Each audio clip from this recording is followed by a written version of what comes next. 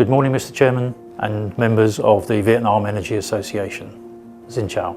Today I'd like to talk about the Thang offshore wind development, which we consider to be a world-class electricity and decarbonisation asset for Vietnam. Enterprise brought the potential of the offshore wind resource of Vietnam to the attention of government ministries, the Prime Minister and the party back in 2018. So our objective remains to progressively develop the Thang offshore wind zone to meet the needs of Vietnam's evolving energy sector. The zone itself has a total potential in excess of 15 gigawatts for offshore wind, and it is a world-class location for the development of green hydrogen and ammonia production. So the challenge we face is threefold. Firstly, global energy demand is exceeding supply. Climate change requires rapid decarbonisation, but above all, the decarbonised solutions must be affordable, robust and sustainable. Our response is reflected in the design of the offshore wind farm at Thang Long. Enterprise conceived the Thang offshore wind development in Vietnamese waters based upon our experience from the Hai Long joint venture project in Taiwan.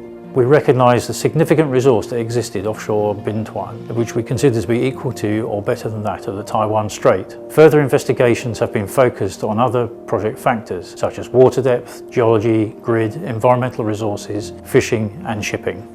Factors taken into account in the layout of the offshore wind development include a minimum separation of 20 kilometres from the coast in order to protect the tourist industry. Additionally, we remain 5 kilometres from all active oil, gas and former military areas, and we exclude areas where the shipping lanes are particularly busy.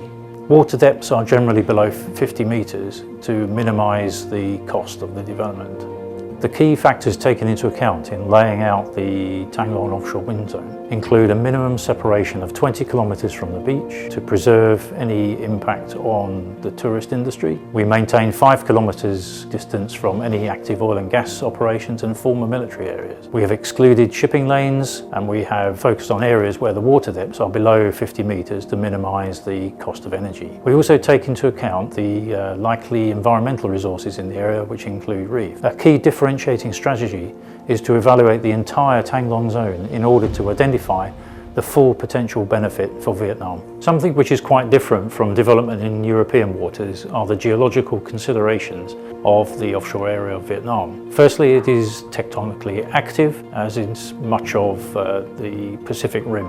In the vicinity of the development, and particularly to the northeast, there is an active tectonic lineament which runs from the Capric Islands to the coast, and we have steered clear of that particular area as a development risk. Our proposal to the government of Vietnam was that we would evaluate the full 2,000 square kilometres of the Thang zone, where theoretically you could install up to 15 gigawatts. Our proposal is to bring forward a 3,400 megawatt phase development for offshore wind generation. We applied for the survey licence and that was granted by the Prime Minister in January of 2019.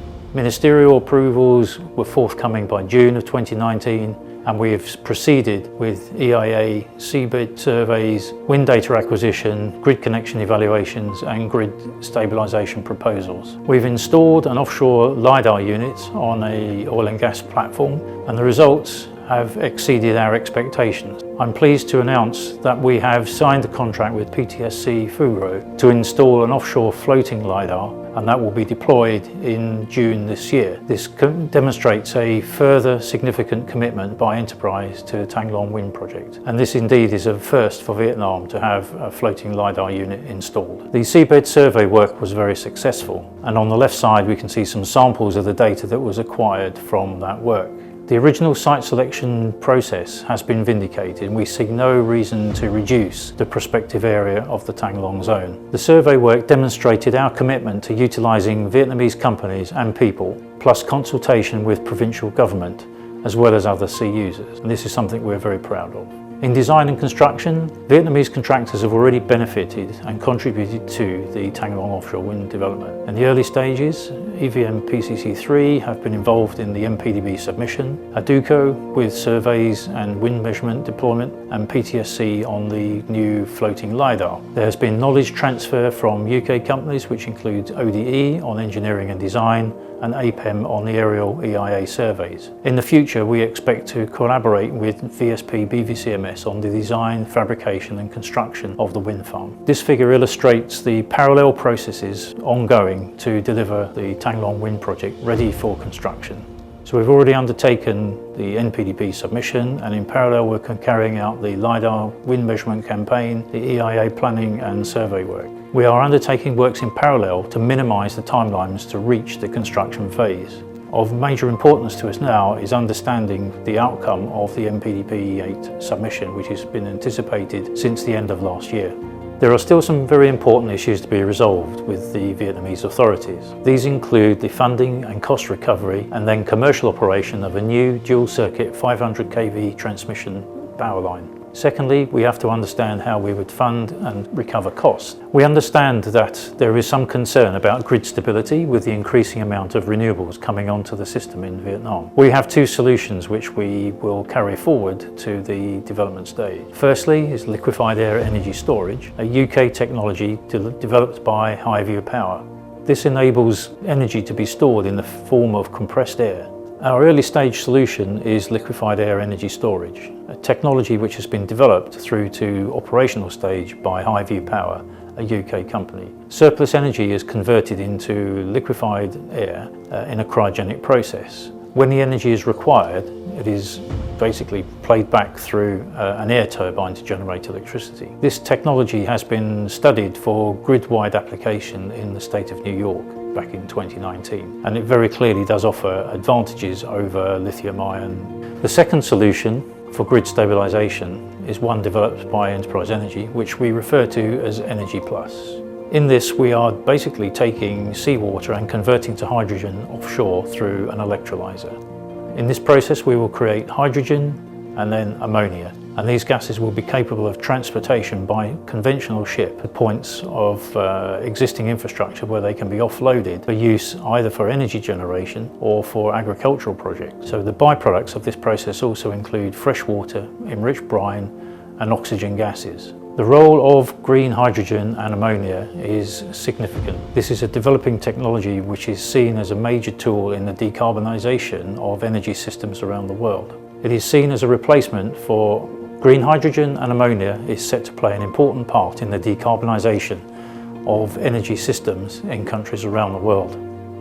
Activity in the hydrogen sector is already gaining significant momentum, and market development will mean that the development planning should begin now to be ready for the 2025-2030 period. Enterprise is planning to incorporate green gas capability in Tagline wind.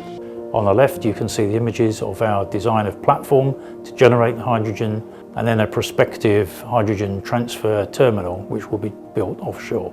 And the market for green hydrogen and ammonia as the energy carrier for hydrogen is developing very quickly, and through policies enacted by such organisations as the International Maritime Organization, which is set to implement a need for ships to be powered by zero carbon fuels as early as 2030. This is entirely a new market. Power generation and conversion of fertiliser market to zero carbon will also increase demand. This market will be further driven by such advances as national contract for difference payments for imported H2, and this has recently been discussed in Germany. Green hydrogen and ammonia as its energy carrier has significant potential use within Vietnam.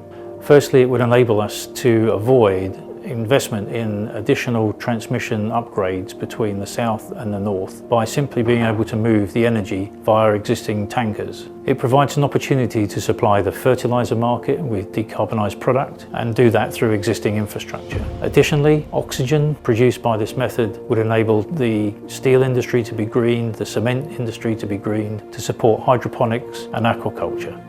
The Energy Plus model also provides the opportunity for Vietnam to gain export revenue potential. Vietnam is actually central to a very high demand area, largely driven by Japan and Korea. Existing technology can be used to transport the green gases, such as LNG tankers. Indeed, in Australia, there are already projects which are targeting Japan and Korea, but Vietnam is actually closer and therefore should be able to compete with those projects. With regard to project financing, we have made significant progress in concert with Société Générale. This will be the first blue water development in Vietnam.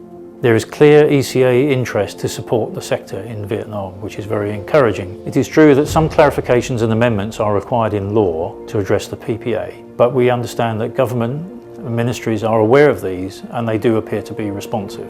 One hurdle we have to overcome is that the cost of capital is higher here than in the other low-cost offshore wind energy markets, such as Europe. However, the project is being prepared to international standards, the so-called equator principles, to recruit the global construction funding required for the Thang Long project. With regard to electricity pricing, there are some principles and factors that need to be taken into consideration. Vietnam will benefit in lowered energy costs because of the experience in other areas.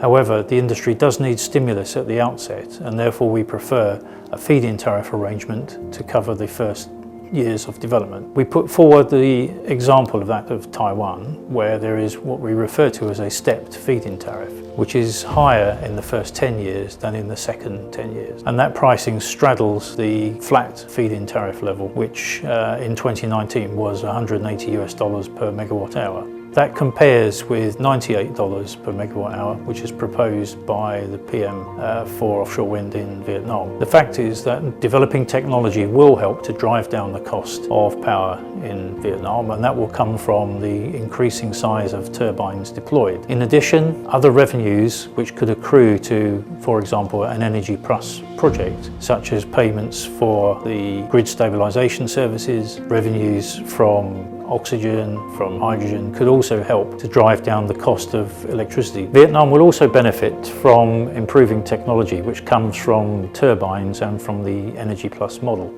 Turbines are getting larger in their capacity. We began Thang Long envisaging 10 megawatt turbines, but as with the Taiwan project, we are now planning to install 14.7 megawatt turbines in the first phases. Energy Plus will also help to provide a grid stabilization product and also additional revenues from the other services and the products from the electrolysis process. These additional revenue lines will help to drive down the cost of electricity delivered to the Vietnamese market. Finally, I would like to point to the benefits that Vietnam will receive from the Thang Long project. Firstly, there's the economic stimulus from $11.9 billion of investment in the construction phase. It's our objective that at least 50% of that value will be allocated to Vietnamese supply, and that would include manufacturing and installation of jackets, towers and undersea cables for the project. Additionally, there is the investment in the grid. We propose a build and transfer model for 500 kilometres of dual circuit transmission line to service the project. There are also the grid stabilisation solutions that we offer. Firstly, liquefied air energy storage, and secondly, the Energy Plus project. Additionally, there are the grid stabilisation solutions, which include liquefied air energy storage and our own Energy Plus project. This will contribute to the stabilisation of the grid in South Vietnam, and it can also service the other renewable energy projects being developed both on land and at sea. Finally, this project will be a COP26 flagship project for Vietnam, and demonstrating that Vietnam is leading in the international sphere when it comes to decarbonisation. Finally, in conclusion, we can classify the Thang Long wind project as a world-class Vietnamese offshore energy asset.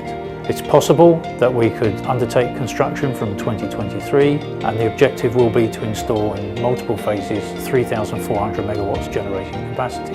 That will give us the potential to generate over 15 billion kilowatt hours of energy per annum. So finally, in conclusion, we would define the Thang Long wind project as a world-class Vietnamese energy asset. It's possible that we could commence construction as early as 2023, and we'd be targeting final installed capacity of 3,400 megawatts, which will give us the opportunity to export over 15 billion kilowatt hours of electricity to the local market every year.